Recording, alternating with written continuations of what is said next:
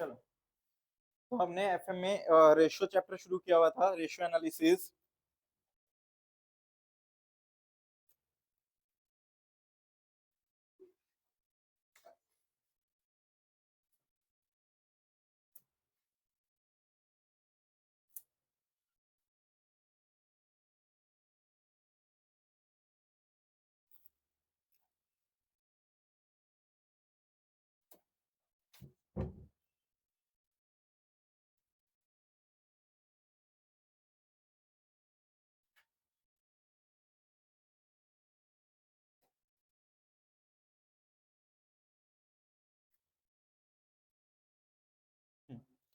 ठीक है, तो हमने लास्ट क्लास में रेशियो एनालिसिस चैप्टर शुरू किया था, जिसमें हमने दो रेशियोज के बारे में देख लिया। मेन हेडिंग थी profitability, but profitability on the basis of sales और on the basis of investment, ये दो हमने देख लिए थे। इन्वेस्टमेंट के अंदर काफी सारी और चीजें थी कि इक्विटी कैसे कैलकुलेट होगा, कैपिटल एम्प्लॉयड कैसे कैलकुलेट होगा, और एक इनकम स्टेटमेंट थी जो बहुत इंपॉर्टेंट थी। ठीक है ना, उसके बेस पे हमने क्वेश्चन नहीं किया था, तो लिखना एक एग्जाम्पल कर लेते हैं उसके ऊपर, फिर आगे क्वेश्चन सोल्व करेंगे। लिखना एक एग्जाम्पल।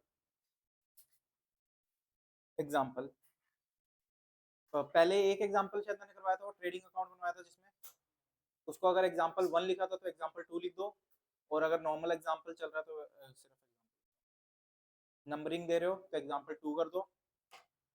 एग्जाम्पल नंबर 2 लिखना। ABC limited, ABC limited is a ABC limited is a toy manufacturing company. ABC limited is a toy manufacturing company. Toy manufacturing company provides you provides you the following information provides you the following information for the year 2025 provides you the following information for the year 2025। मतलब आपको सारी इस 2025 के बारे में details दी हुई है। क्या क्या? First point, equity share capital, equity share capital rupees 50 lakh, equity share capital rupees 50 lakh, 50 lakh. 10% preference share capital, second point, 10% preference share capital rupees 20 lakh, 20 lakh. Third point, general reserve, general reserve 5 lakh, 5 lakh rupees 5 lakh. P and L account, P and L account credit balance, P and L account credit balance, credit balance का मतलब क्या हुआ? Profit है। ठीक, कितना? Rupees 6 lakh, rupees 6 lakh, 6 lakh. Preliminary expenses, preliminary expenses, preliminary expenses 75,000, 75,000। Underwriting commission, underwriting commission 25,000, underwriting commission 25,000। Sales for the year, sales for the year 40 lakh, 40 lakh, 40 lakh, lakh,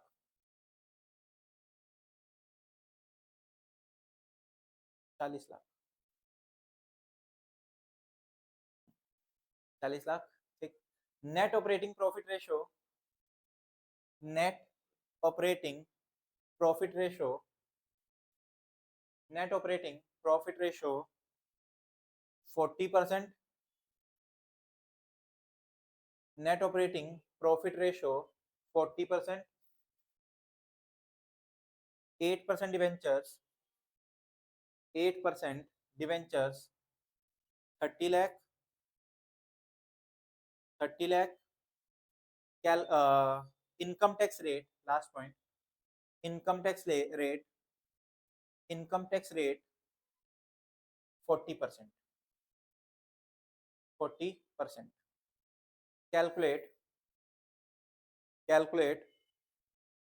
return on investment, ROI. Calculate ROI, ROE, return on equity, and return on equity shareholders fund. Return on equity shareholders fund.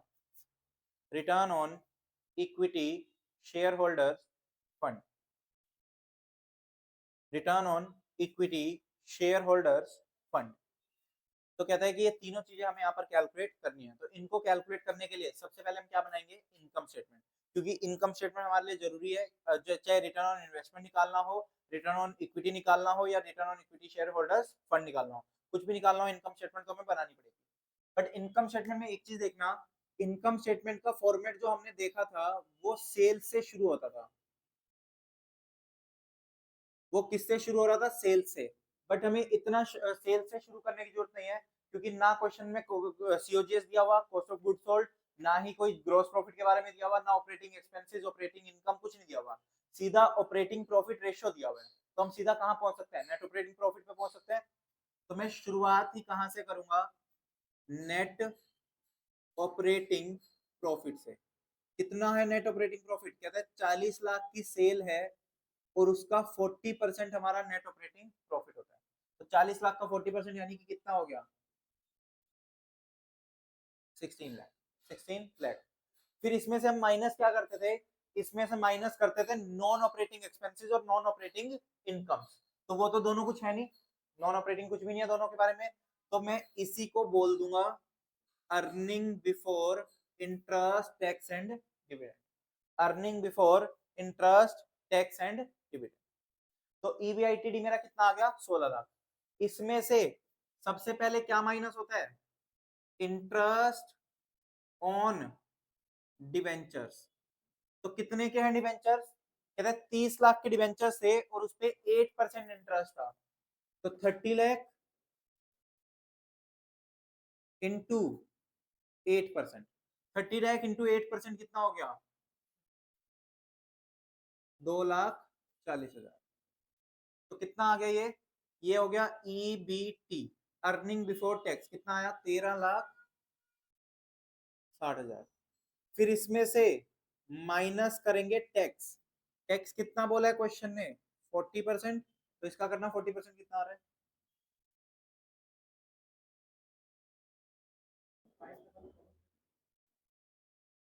544,000 minus करके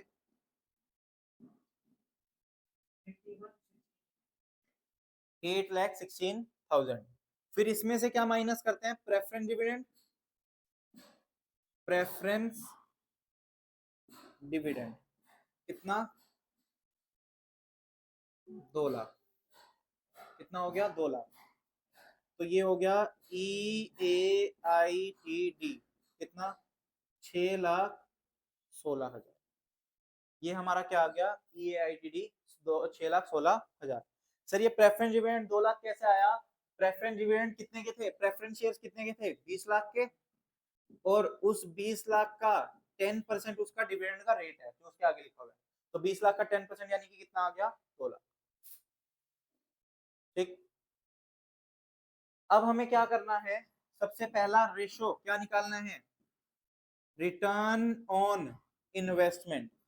return on investment का formula क्या था, earning before interest tax and dividend divide by capital employed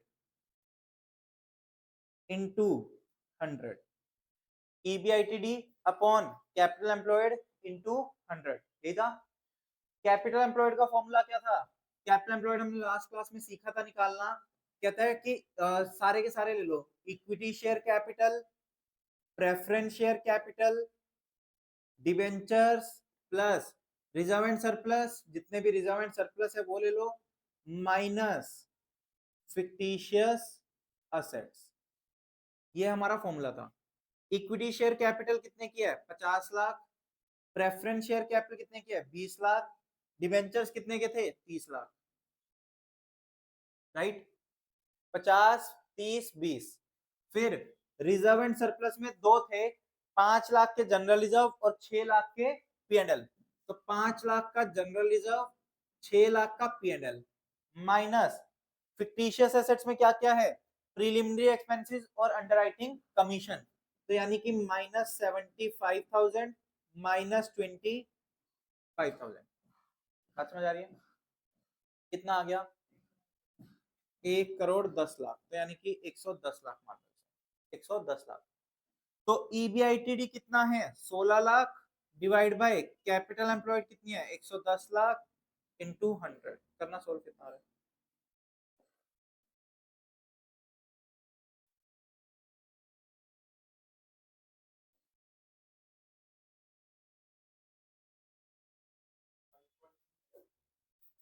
नहीं, हाँ 14 point something आ रहा होगा, हाँ 14.54 आ रहा होगा। वापस करो।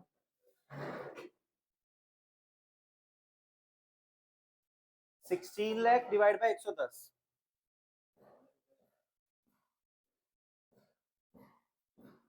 तो ये हो गया आरओआई। फिर इसके बाद सेकंड क्या बोला है उसने हमसे? आरओई निकालने के लिए, return on equity. Return on equity का फॉर्मूला क्या होता था? Earning after tax divide by equity into 100। Earning after tax कितना निकल के आया हमारा? 8,16,000। तो ये ले लो 8,16,000 divide by equity. Equity same यही फॉर्मूला है, बस इसमें से डिबेंचर हट जाएंगे, क्योंकि डिबेंचर कैपिटल एम्प्लॉयड का पार्ट होते हैं, इक्विटी का पार्ट नहीं होते। तो इक्विटी में ये 30 लाख हट जाएंगे, तो इसमें से 30 लाख कम हो जाएंगे। तो यानी कि इक्विटी कितना हो जाएगा? 80 लाख। कितना हो जाएगा? 80।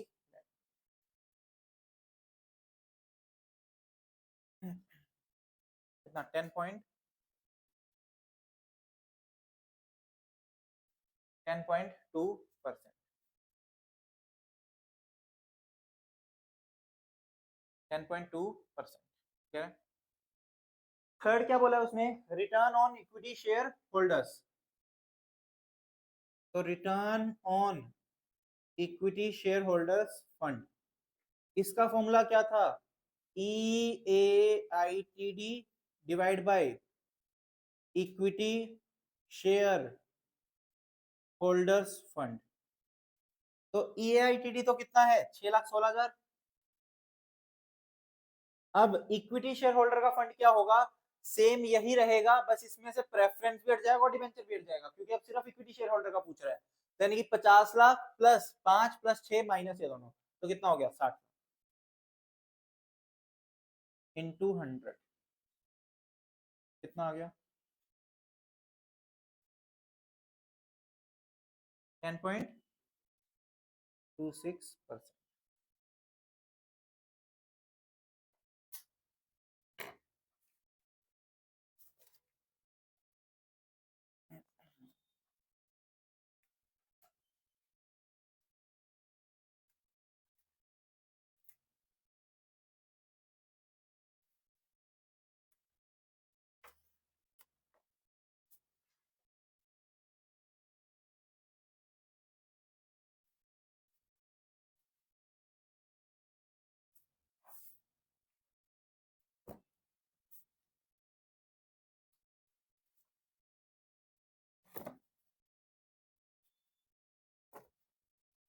निकालना पीडीएफ जो भेजी मैंने।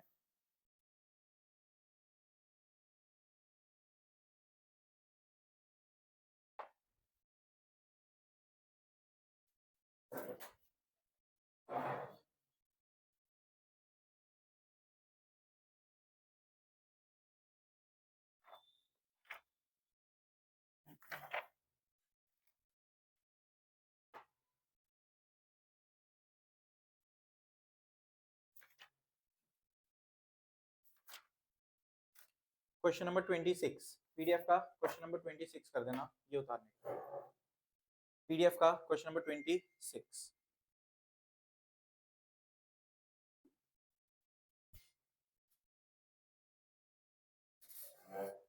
Messrs Alpha Manufacturing Company has drawn up, इस तरीके से।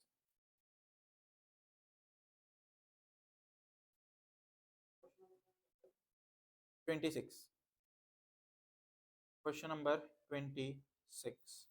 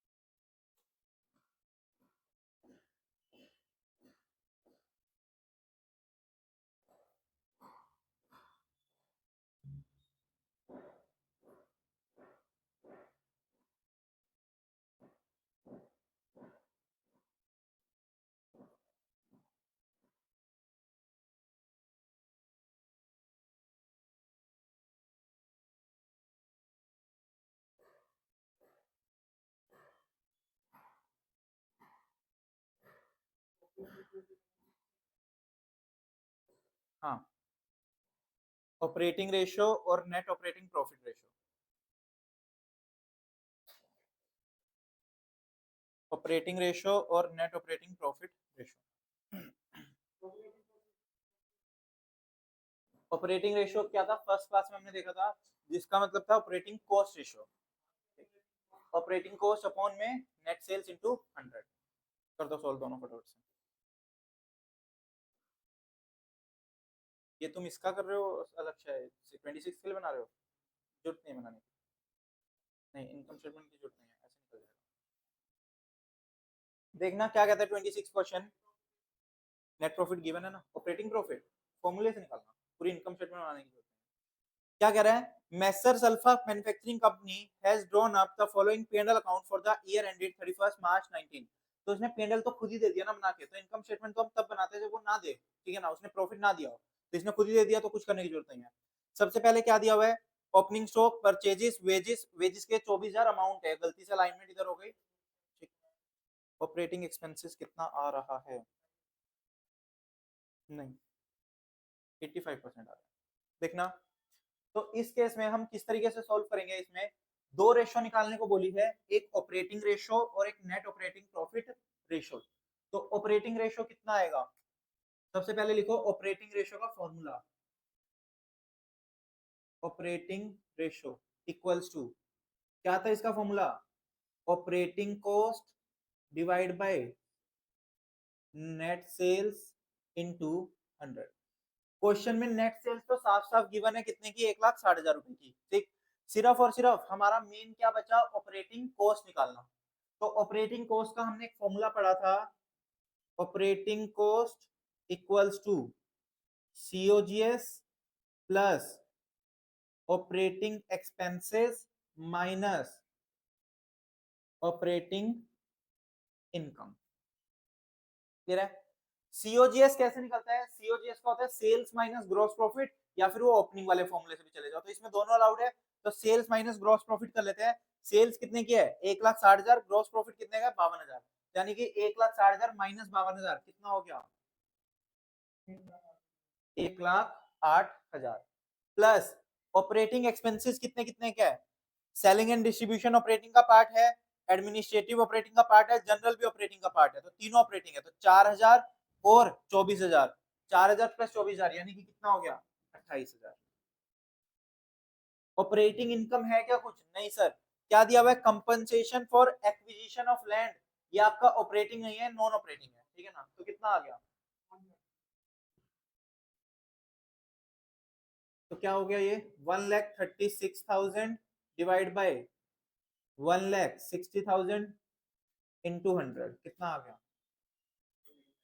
85%. 85%. कहाँ गलती की थी दीपांशु? तो फिर तो वो सीओजीएस रेशो बन गई ना.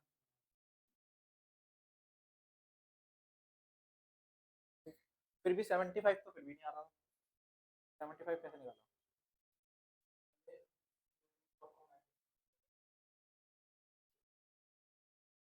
ठीक है।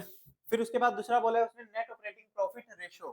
तो सेकंड पूछा है उसने हमसे net operating profit ratio. Formula क्या होता है? Net operating profit divide by sales into 100। Net operating profit divide by sales into 100। तो अब एक काम करो, नेट ऑपरेटिंग प्रॉफिट निकाल लो। काफी लेट निशान, क्या हो गया?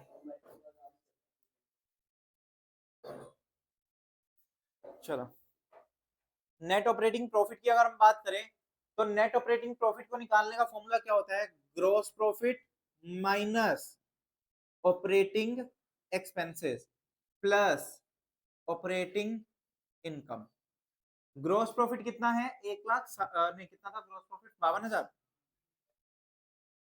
52,000 का ये माइनस 28,000 के ऑपरेटिंग एक्सपेंसेस, इनकम जीरो, कितना हो गया? 24,000। ऐसे भी चेक कर सकते हो, 1,60,000 की सेल है, उसमें से ऑपरेटिंग कॉस्ट एक 34 की है, यानी कि प्रॉफिट कितने का होगा? 24। ठीक, तो 24,000 डिवाइड बाय 1,60,000 इंटू 100, 15। ये 85 है तो ऑटोमेटिकली वो कितना हो गया? 15।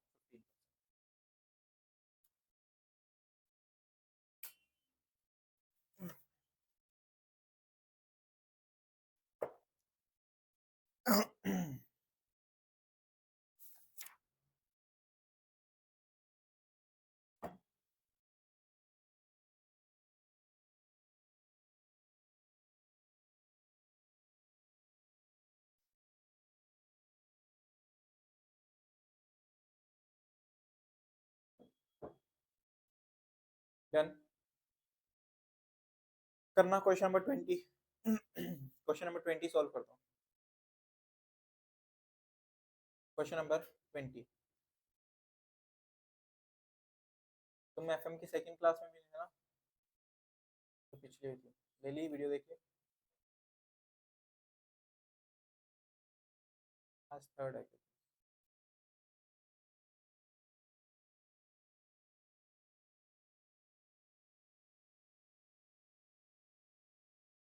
Question number 20।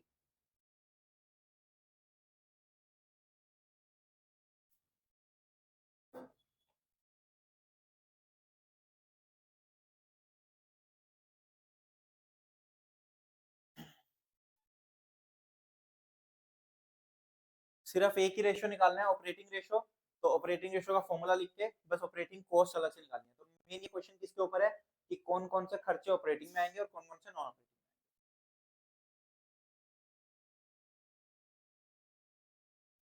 प्रेजेंटेशन यही सबसे बढ़िया होती है कि पहले फॉर्मूला लिख लो, जगह छोड़ के नीचे वर्किंग नोट बना लो और फिर उसके अमाउंट।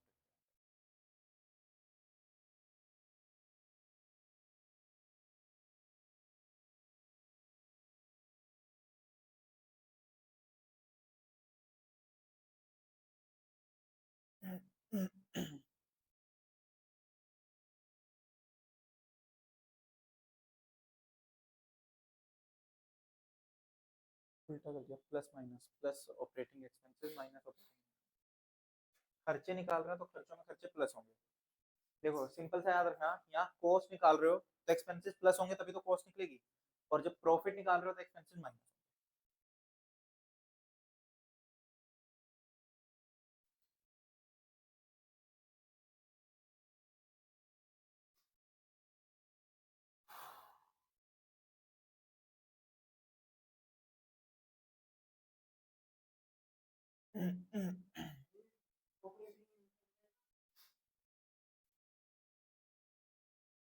नहीं, ऑपरेटिंग इनकम को तो कुछ है ही नहीं इसमें,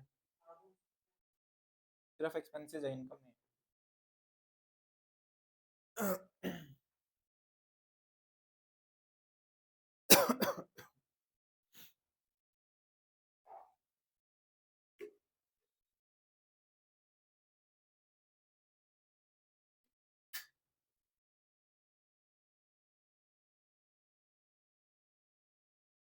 तुम बताओ, COGS प्लस किया? नहीं।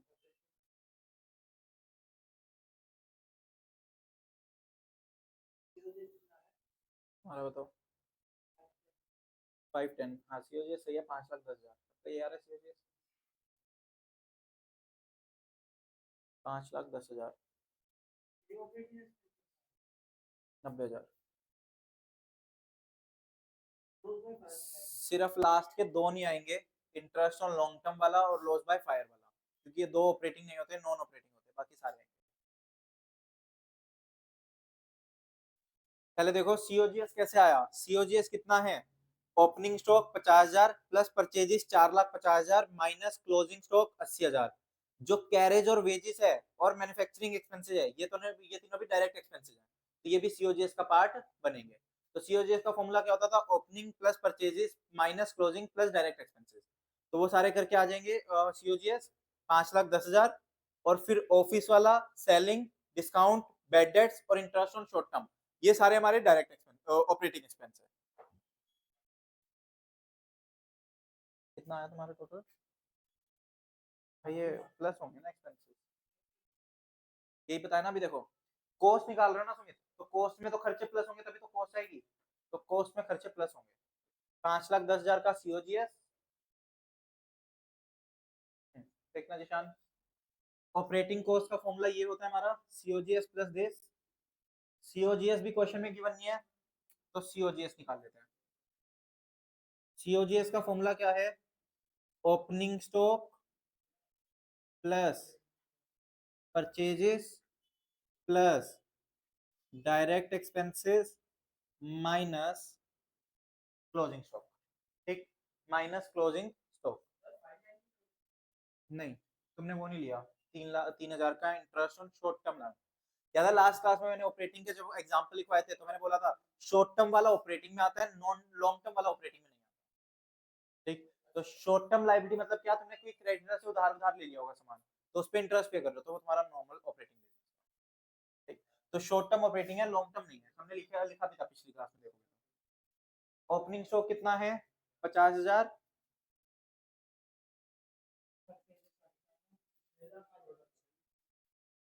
हाँ 6,00,000। परचेजेस 4.5 लाख। डायरेक्ट एक्सपेंसेस में दो है हमारे पास, एक कैरेज और एक वेजेस। तो कैरेज है 15,000 और फीस 15,000 और 35,000। हाँ 75% माइनस, और 40,000 भी है, plus 40,000 manufacturing expenses minus closing stock है 80,000 का। तो 50, 5,00,000, 5,90,000, 80,000, 5,10,000। तो हमारा सीओजीएस आ गया 5,10,000। ऑपरेटिंग एक्सपेंसेस में कौन कौन से आएंगे? ऑफिस एक्सपेंसेस 60,000 के, प्लस 20,000 के सेलिंग, 80,000 डिस्काउंट 5,000 का 85, बेड डेट 2,000 के 87, और interest on short term loan 3,000 90। ये हो गया 90,000। 6,00,000 क्या कह रहे हो? 6,00,000 इधर आ गया। नेट सेल्स कितनी आ गई? 8,00,000 इंटू 100, 75%।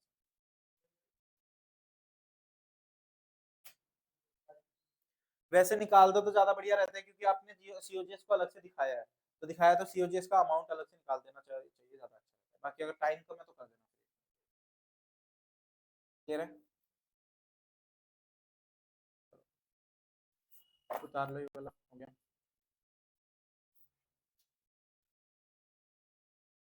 क्वेश्चन नंबर कौन सा था? 20।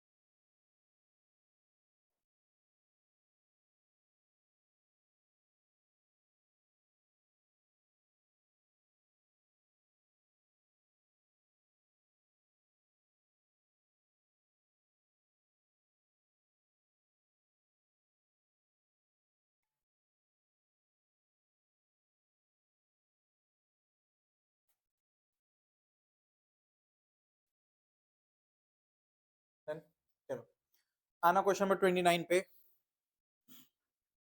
क्वेश्चन नंबर 29 क्या कहता है?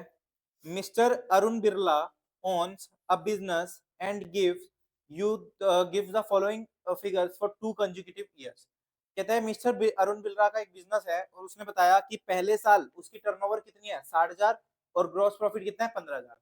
दूसरे साल उसकी टर्नओवर कितनी है 1,20,000 और प्रॉफिट कितना हो गया 24,000।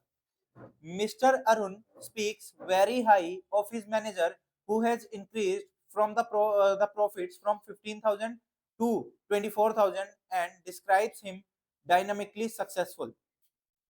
Do you agree with him? If not, why? कहता है कि जो मिस्टर अरुण है ना ओनर, उसने अपने मैनेजर की ना बड़ी तारीफें करनी शुरू कर दी कि भाई तुमने मेरा प्रॉफिट 15,000 से 24,000 कर दिया, क्या बात है, बहुत अच्छे। ठीक, लेकिन क्या वो सच में अच्छा है या नहीं है, सक्सेसफुल है या नहीं है? मेरे हिसाब से भी नहीं है। क्यों नहीं है? क्योंकि आपने क्या किया, प्रॉफिट का अमाउंट तो भले ही बढ़ा दिया बट आपका रेशियो क्या हो गया, कम।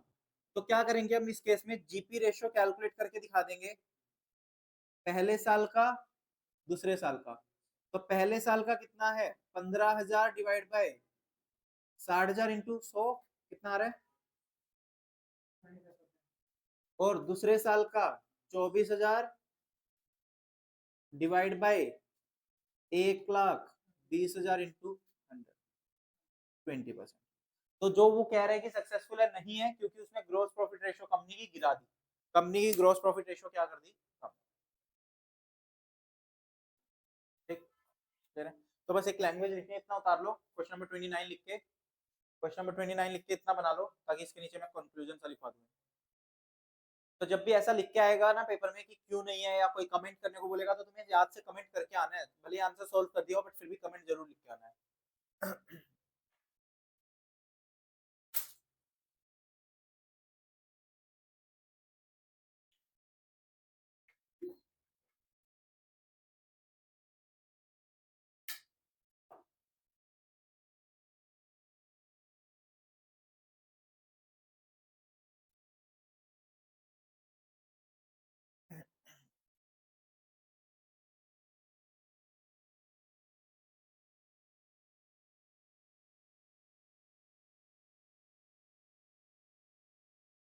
देखना, in my point of view, in my point of view, in my point of view, comma, the manager is not dynamically successful।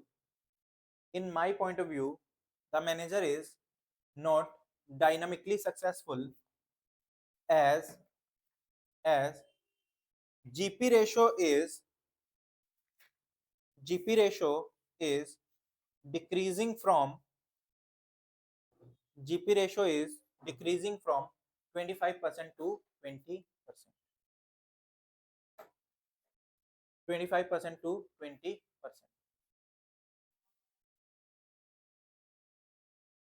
25% to 20%।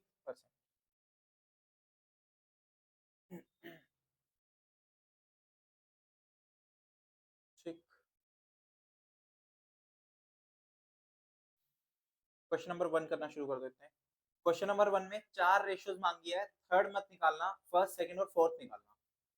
Question number 1 में 4 रेशियोज के बारे में पूछा है, फर्स्ट सेकंड और फोर्थ कर दो, थर्ड मत करना।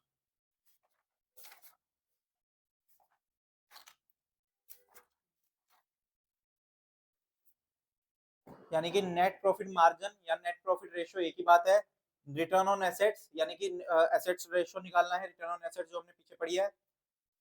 एसेट टर्नओवर मत निकालना क्योंकि अभी हमने टर्नओवर के बारे में नहीं सीखा। और रिटर्न ऑन ओनर्स इक्विटी यानी कि रिटर्न ऑन इक्विटी की बात कर रहे हैं। हाँ, निकाल दो। अच्छा क्वेश्चन है, लैंग्वेज अच्छी है।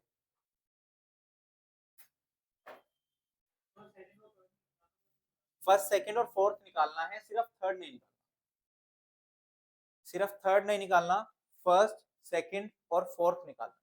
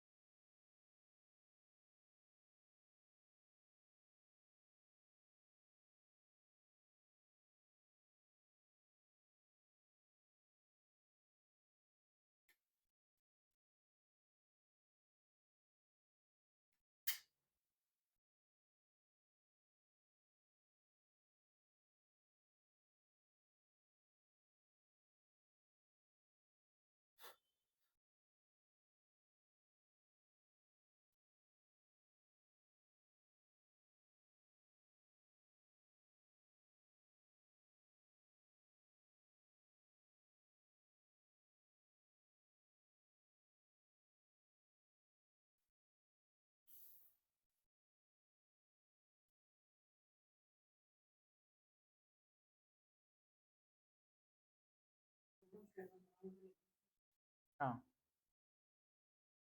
इनकम स्टेटमेंट बना लो थोड़ी सी, उसमें ईटी तक निकाल लेना चाहिए, प्रेफरेंस शेयर्स तो होंगे भी नहीं आई थिंक। क्या बोल रहा है question?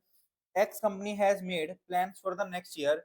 It is estimated that the company will employ total assets of 8 lakh.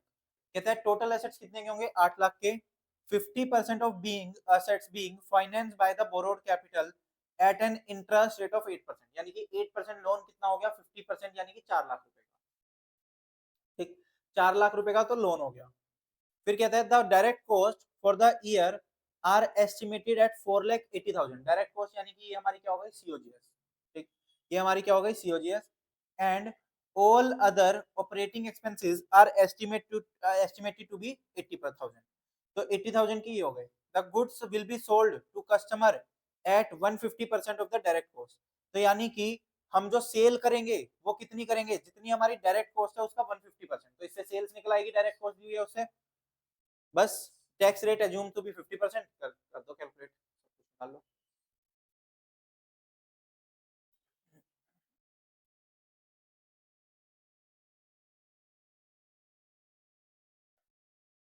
Sales आ गई कितनी? 7,20,000। इनकम स्टेटमेंट बना लो, सेल्स लिख लो 7,20,000 माइनस सीओजीएस कर दो 4,80,000, ग्रॉस प्रॉफिट आ जाएगा।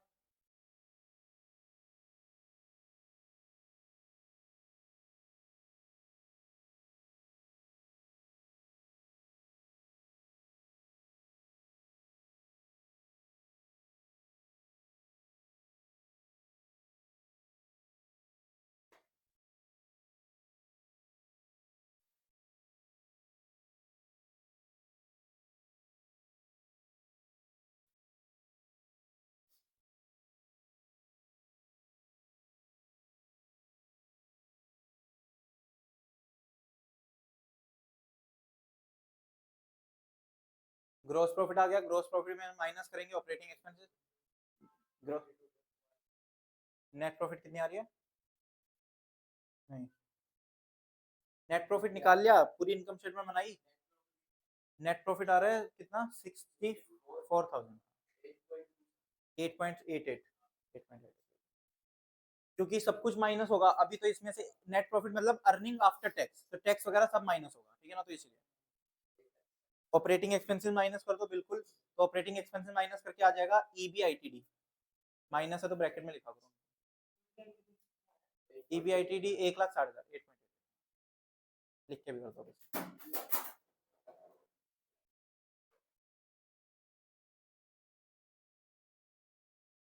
तो ये क्या है? 1,60,000, ठीक है। माइनस इंटरेस्ट आ जाएगा, माइनस क्या होगा? Interest on debts, interest on loan. Loan कितना बोला था उसने ऊपर? 50% ऑफ टोटल एसेट। तो यानी कि 8 लाख के अगर एसेट है तो उसका 50% 4 लाख। 4 लाख पे कितने परसेंट? 8%। तो 4 लाख पे 8% यानी कि 32,000।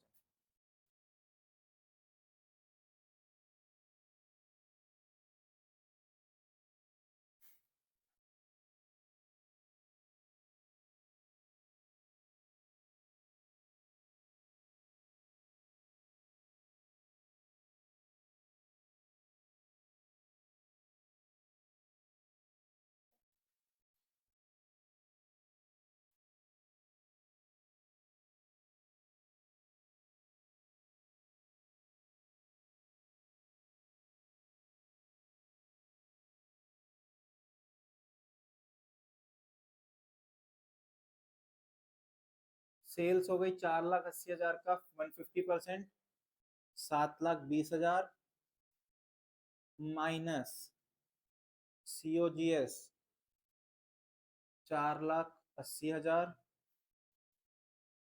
2,40,000 का ग्रॉस प्रॉफिट हो गया, माइनस ऑपरेटिंग एक्सपेंसेस 80,000 के दिए हुए हैं, तो ये आ गया 1,60,000 EBITD माइनस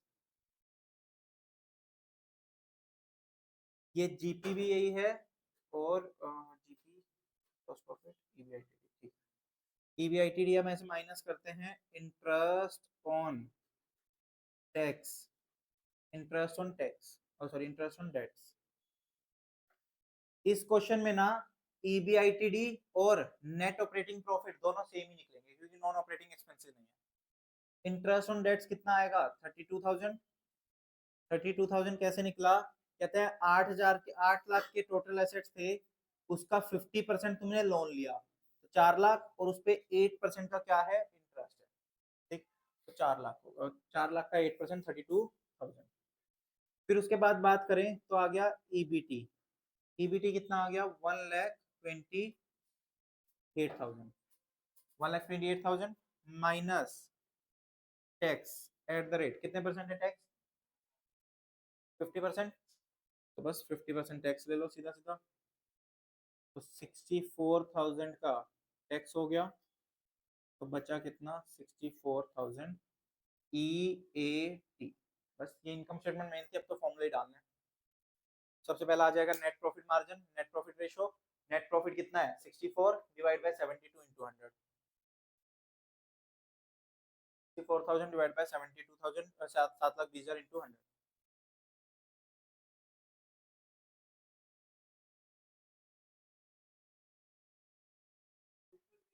8.88। दूसरा क्या है return on assets. Return on assets का फॉर्मूला क्या था? Net operating profit divide by total assets into 100। तो net operating profit 1,60,000 divide by total assets question में दिए हुए हैं 8 लाख के इनटू 100। और फोर्थ क्या था रिटर्न ऑन इक्विटी। तो इक्विटी का भी क्या होता है ईएटी अपॉन इक्विटी। अभी तो नहीं आएगा।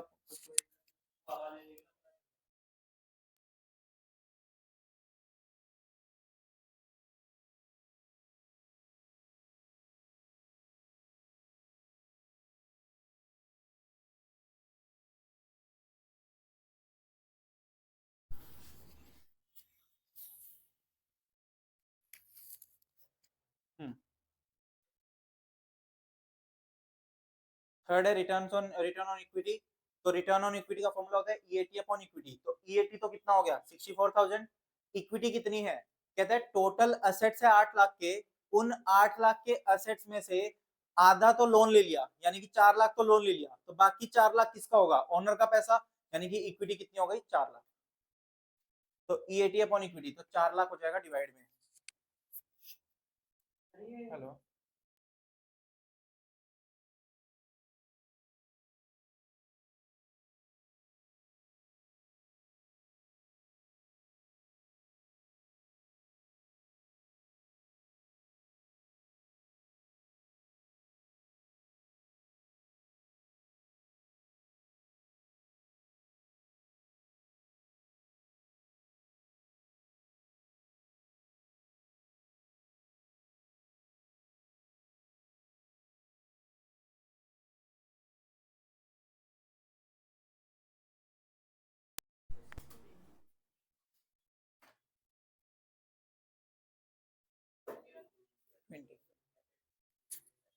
पहले वाले का कितना आ रहा है net profit ratio 8.88, return on assets आ रहा है 20%, और तीसरे का आ रहा है 16%। कैसे कैसे कैसे कैसे निकला? पहला था नेट प्रॉफिट रेशियो, क्या कह रहे हो? कर रहा हूँ 20,000, 8.88%। सेकंड रिटर्न ऑन असेट्स, इसका फॉर्मूला होता है net operating profit upon total assets, total assets into 100। Net operating profit कितना था 1,60,000 डिवाइड बाय टोटल एसेट्स है 8 लाख के इनटू 100, 20%।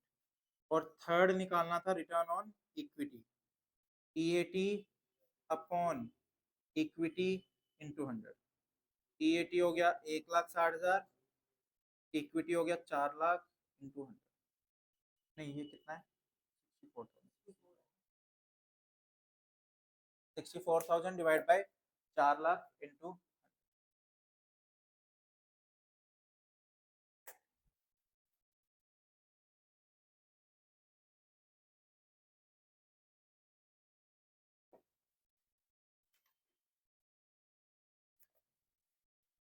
चलो तो हमने शुरू में देखा था कि इस चैप्टर में हमें 5 टाइप की रेशियोज पढ़नी है। पहली थी प्रॉफिटेबिलिटी, फिर थी सोल्वेंसी, फिर थी लिक्विडिटी, फिर थी उसके बाद फाइनेंशियल, और एक और कौन सी थी, टर्नओवर। ये 5 रेशियोज थी, ठीक है ना। जिसमें से हमने प्रॉफिटेबिलिटी के बारे में देख लिया। अब सेकंड हेडिंग डाल दो, solvency ratio. Solvency ratio, second heading डाल दो, सोल्वेंसी रेशियो। सोल्वेंसी रेशियो,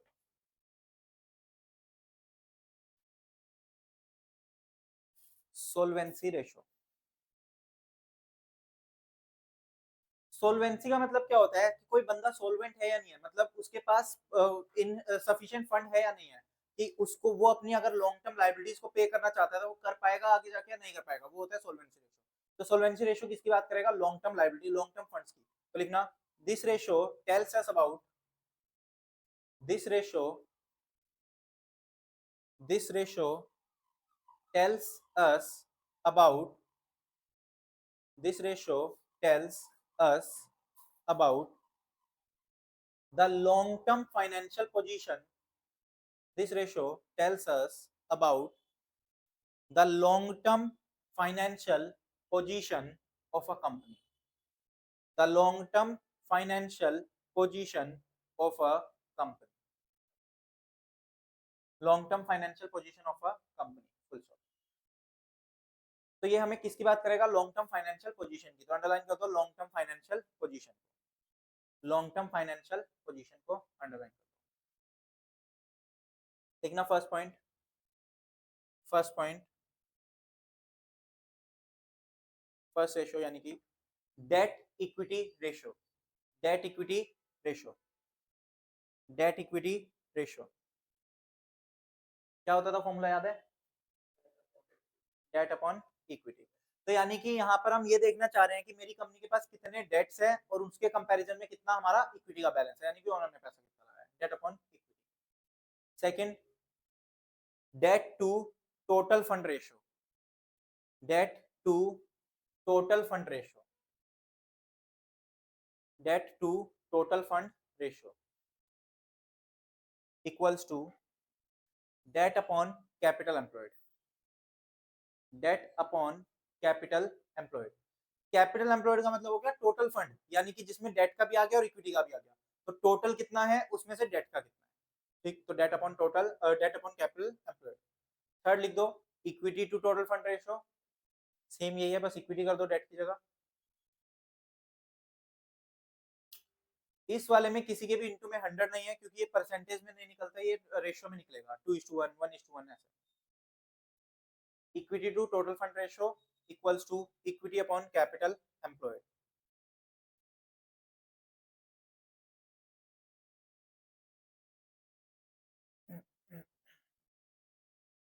तो अगर हम सेकंड और थर्ड रेशियो को प्लस कर दे तो कितना आएगा, 1 1 आएगा। तो लिख दो note, ratio 2 plus ratio 3 equals to 1, ratio 2 plus ratio 3 equals to 1।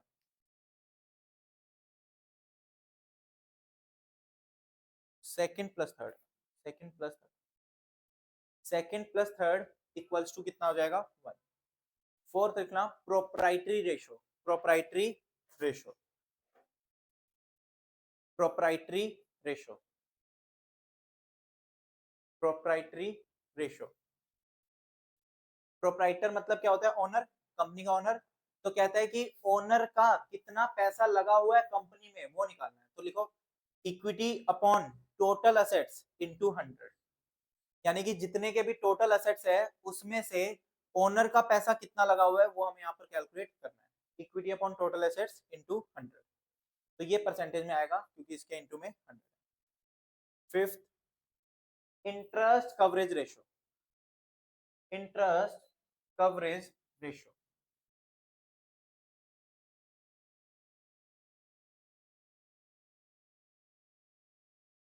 देखना, इंटरेस्ट किसको दिया जाता है, डेट्स को। इंटरेस्ट कौन से प्रॉफिट में से दिया जाता है, ईबीआईटीडी में से। यानी कि कंपनी का ईबीआईटीडी कितना है, 1,60,000, उनको इंटरेस्ट कितना देना है, 32,000। आराम से दे सकते हैं ना, उनके पास है इतना पैसा। यानी कि इंटरेस्ट कवरेज रेशियो क्या बात करता है कि तुम्हारे पास प्रॉफिट है ताकि तुम इंटरेस्ट को पे कर सको। तो कितना मल्टीपल टाइम्स प्रॉफिट है, यानी कि 32,000 इंटू 5 करने पे कितना आता है, 1,60,000।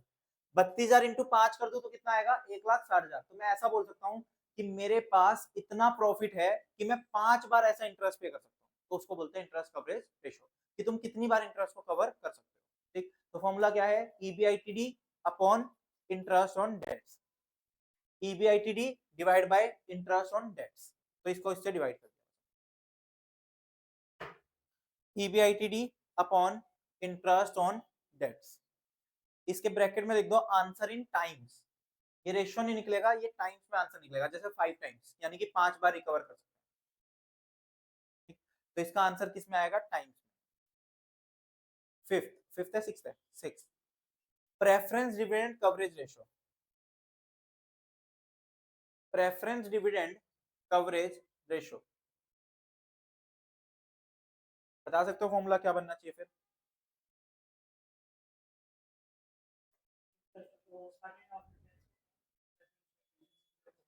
ईएटी अपॉन प्रेफरेंस डिविडेंड, क्योंकि इसमें से ही तो हम डिविडेंड देते हैं। तो मान लो प्रेफरेंस डिविडेंड 16,000 होता, तो यानी कि हमारे पास 4 बार ऐसा ऐसा डिविडेंड अपीयर कर सकते हैं। तो EAT upon preference dividend, EAT upon preference dividend, और इस पे भी लिख दो आंसर इन टाइम्स। ये भी किसमें आएगा, टाइम्स में। Last, equity dividend coverage ratio. Last लिख लो, equity dividend coverage ratio, equity dividend coverage ratio, equity dividend coverage ratio. क्या हो गया, इक्विटी डिविडेंड किससे मिलता है, ईएआईटीडी से, लास्ट वाले से। तो EAITD divide by equity dividend, EAITD divide by equity dividend, EAITD divide by equity dividend. Fix होता नहीं है, लेकिन कंपनी ना उसमें क्या बोलते हैं, जो बोर्ड मीटिंग्स वगैरह होती है ना, उनमें फाइनल कर देती है कि भाई इतना डिविडेंड देंगे। अब मान लो इस 64,000 में से अगर मेरा प्रेफरेंस डिविडेंड लेट से 14,000 होता, तो कितना बच गया, 50,000 EAITD। अब जरूरी थोड़ी है कंपनी पूरा का पूरा 50,000 ही डिविडेंड दे देगी, कुछ दे के कुछ अपने पास भी रखती है। तो वो डिसाइड करती है कि कितना दिया और कितना रखा, तो जितना दिया उसको डिवाइड कर देना इससे, तो क्वेश्चन में गिवन रहेगा। ठीक, लिखना एग्जांपल इसके ऊपर। Example, X Limited is a car manufacturing company. Example लिखना, X Limited is a car manufacturing company.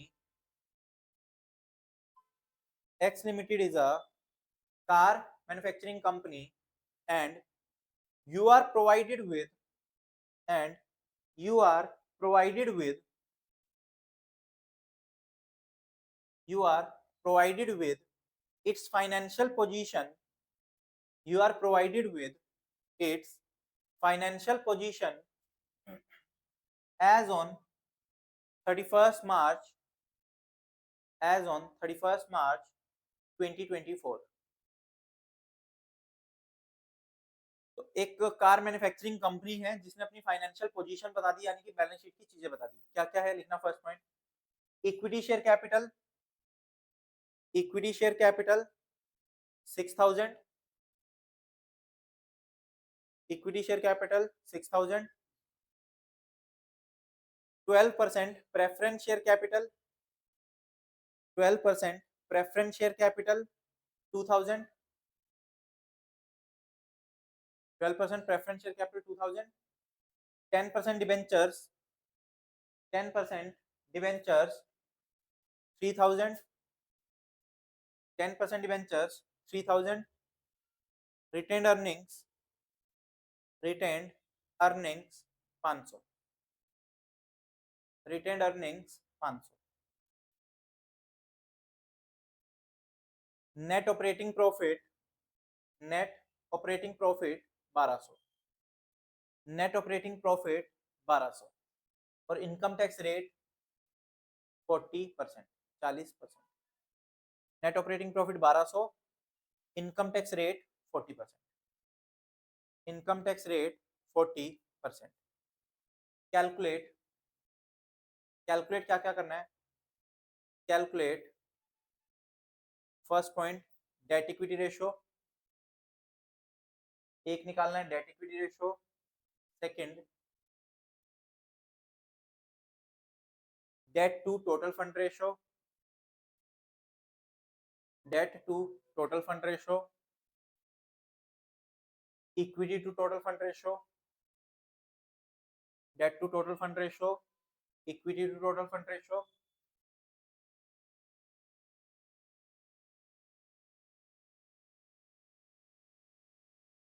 Fourth interest coverage ratio,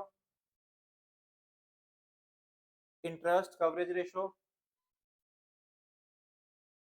और fifth preference dividend, fifth point preference dividend, preference dividend.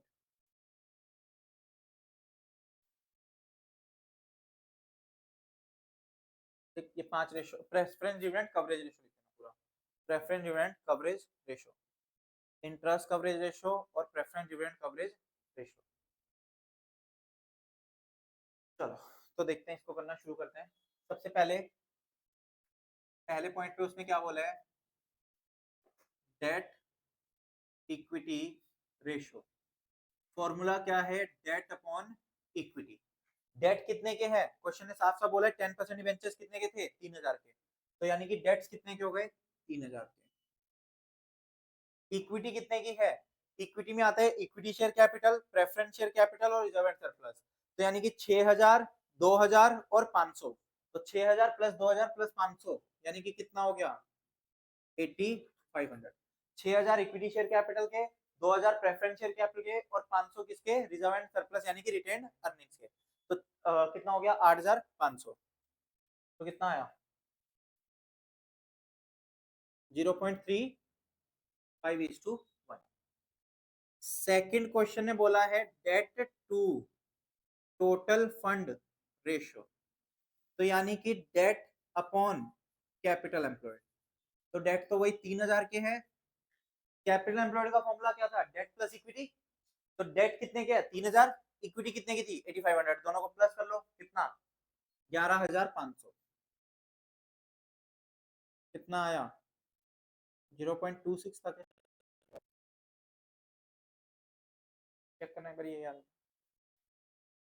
0.26, 0.26। Third third क्या बोला है, equity to total fund ratio.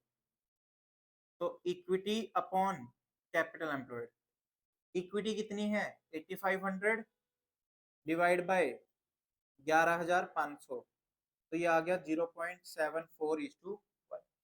तो ऊपर वाला अगर 0.26 है तो ये डेफिनेटली 74 ही होगा, ये 74 ही आएगा। अब लास्ट के दो के लिए हमें इनकम स्टेटमेंट बनानी पड़ेगी। तो इनकम स्टेटमेंट में हमें क्वेश्चन में ऑपरेटिंग प्रॉफिट से गिवन है, तो ये सारी जरूरत नहीं है, इतने की जरूरत नहीं है, सीधा ऑपरेटिंग प्रॉफिट से ले लेते हैं। कितना दिया हुआ है ऑपरेटिंग प्रॉफिट, 1,20,000 या 1200, 1200। ऑपरेटिंग प्रॉफिट कितना आ गया 1200। इंटरेस्ट ऑन डिबेंचर्स, कितने के डिबेंचर्स है, कहता है कि 3000 की डिबेंचर्स है और उस पर इंटरेस्ट रेट 10% है, तो यानी कि 3000 इंटू 10%, 300, तो ये कितना हो गया 900। टैक्स रेट कितना था 40, 40 था 50, 40, तो 9 इंटू 900 इंटू 40 कितना हो गया 360, 540 ही हो गया। प्रेफरेंस डिविडेंड कितना दिया हुआ है, कहता है कि 2000 के हैं और 12%, 2000 का 12% यानी कि कितना 240, तो ये हो गया 240। तो कितना बचा 300, कितना बच गया, बस लगा दो फॉर्मूले। पहला फोर्थ पॉइंट क्या था, कह रहा है कि इंटरेस्ट कवरेज रेशियो निकालो। इंटरेस्ट कवरेज रेशियो का फॉर्मूला क्या होता है, EBITD डिवाइड बाय इंटरेस्ट। तो EBITD कितना है 1200 डिवाइड बाय इंटरेस्ट कितना है 300, तो ये क्या है 4 टाइम्स। सर इंटरेस्ट माइनस में नहीं लिखेंगे क्या, बिल्कुल नहीं, माइनस तो जस्ट स्टेटमेंट की वजह से है, इंटरेस्ट तो 300 ही है ना। और fifth point preference dividend coverage ratio, preference dividend coverage ratio की बात करें तो EAT divide by preference dividend, EAT कितना है 540 डिवाइड बाय 240 कितना आ रहा है 2.25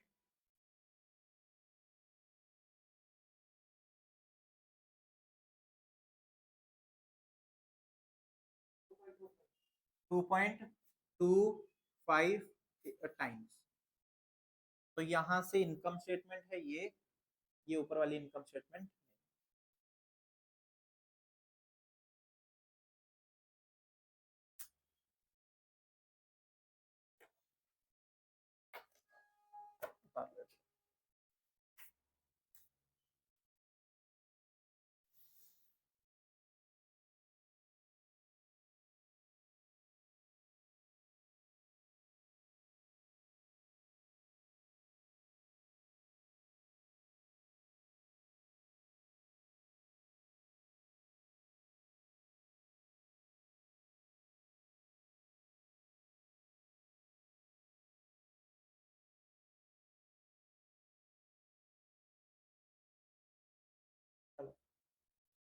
लिखना एक्सप्लेनेशन ऑफ फर्स्ट पॉइंट, इसके यहाँ पे फर्स्ट पॉइंट की एक्सप्लेनेशन लिखना।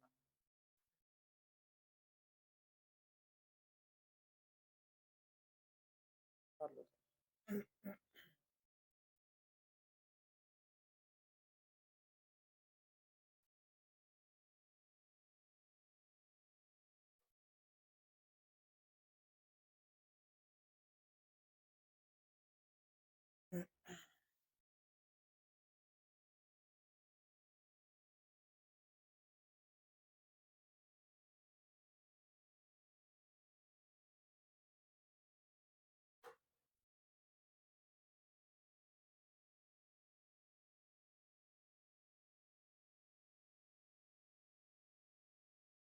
लिखना एक्सप्लेनेशन ऑफ वन, पहले पॉइंट की पहले रेशियो की एक्सप्लेनेशन यानी कि डेट इक्विटी रेशियो की। It indicates that it indicates that on it indicates that on every rupee of one it indicates that on every rupee one of equity it indicates that on every rupee one of equity comma portion of debt is portion of debt is 35 paisa, portion of debt is 35 पैसा। ठीक, portion कितना होगा date का 35 पैसा रहेगा। ठीक, पहले का ideal debt equity ratio is ideal debt equity ratio bracket में लिखना from companies point of view, ideal debt equity ratio from company point of view याद है कितना होता था 2:1। कंपनी के लिए सबसे अच्छा माना जाता है अगर 2:1 हो, यानी कि अगर 2 रुपए के डेट है और 1 रुपए की इक्विटी है तो कंपनी के लिए सबसे अच्छा है। ठीक, तो 2:1 सबसे अच्छा है। लेकिन आइडियल डेट इक्विटी रेशियो, दोबारा लिखना ideal debt equity ratio from investor point of view, ideal debt equity ratio from investor या lenders point of view, from lenders point of view, इसके लिए क्या होगा, कोई भी बंदा उस कंपनी में इन्वेस्ट नहीं करेगा जहां पर लोन ज्यादा हो और ओनर का पैसा कम हो, तो वो क्या करते हैं उसमें ऐसा उसमें क्या रहता है 1:2 का अच्छा है। ठीक, तो एमसीक्यू में दोनों में पूछ सकता है 1:2। क्या पॉइंट, हाँ वही की बात है। Explanation of second point, second point point number 2, it indicates that it indicates that it indicates that out of total fund of rupees 1, out of total fund of rupees 1, the proportion of debt, the proportion of debt is 26 पैसा। यानी कि अगर पूरे 1 रुपए की capital है तो उसमें से 26 पैसे का हमारा क्या होगा, डेट होगा।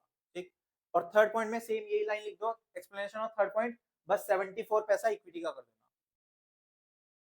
It indicates that out of total fund of ₹1, proportion of equity is 74 paisa.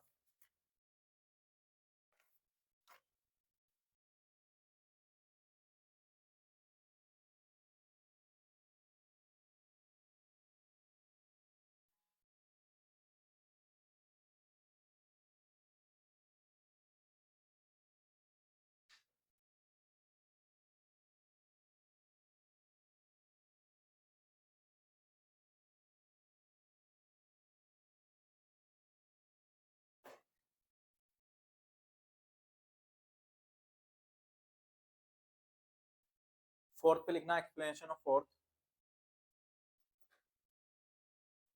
Fourth का आंसर कितना था? 4 टाइम्स. तो 4 टाइम्स क्या बोलता है कि अगर मेरा इंटरेस्ट ₹1 का है तो मेरे पास ऐसा ऐसा इंटरेस्ट पे करने के लिए ₹4 का ईबीआईटीडी रहेगा. ठीक. तो it indicates that on every ₹1 of interest, it indicates that on every ₹1 of interest, comma, EBITD is 4 times. EBITD is ₹4. EBITD is ₹4.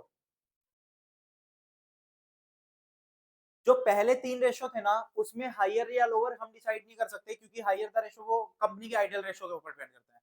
But ये फोर्थ रेशो ये क्या होनी चाहिए? हायर या लोअर? हायर, क्योंकि जितनी ज्यादा अर्निंग होगी उतना अच्छा है. तो इसके नीचे लिख दो higher the ratio the better it is.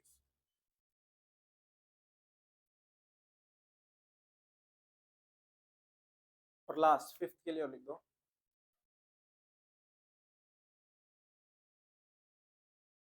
Fifth point के लिए it indicates that. Fifth point क्या था कि अगर ₹1 का प्रेफरेंस डिविडेंड है तो उसको पे करने के लिए हमारे पास ₹2.5 का ईएटी है. तो सेम वही लिख दो. It indicates that on ₹1 of preference dividend, on ₹1 of preference dividend, the net profit या EAT on ₹1 of preference dividend, the net profit or EAT is ₹2.25. Net profit or EAT is ₹2.25. Full stop.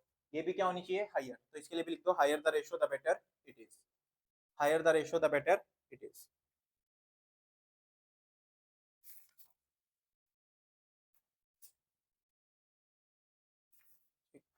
चलो, तो इसके ऊपर next class में question करेंगे सोल्वेंसी के ऊपर. फिर सोल्वेंसी भी खत्म हो जाएगा और नेक्स्ट क्लास में लिक्विडिटी भी खत्म हो जाएगा क्योंकि लिक्विडिटी में ज्यादा नहीं है.